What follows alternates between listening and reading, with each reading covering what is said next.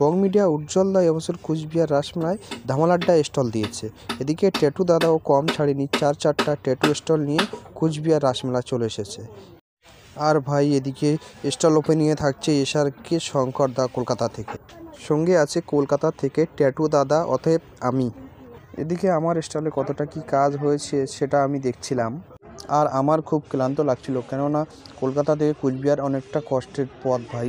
তাই আমি ফাঁক বুঝে একটু ঘুমাচ্ছিলাম। ঠিক তখনই আমার একটা ভাই গিয়ে আমাকে বলছে বং মিডিয়া উজ্জ্বল দা আমার সাথে দেখা করতে এসছে।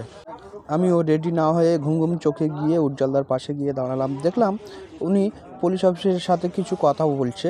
আমিও চুপচাপ দাঁড়িয়ে আছি কোনো ডিস্টার্ব না করে। আরে আমি কুচবিহার মাঠে চারটে ট্যাটু স্টার লাগিয়েছিলাম, তো তার যা বাজেট ভাই আর কিছু বললাম না।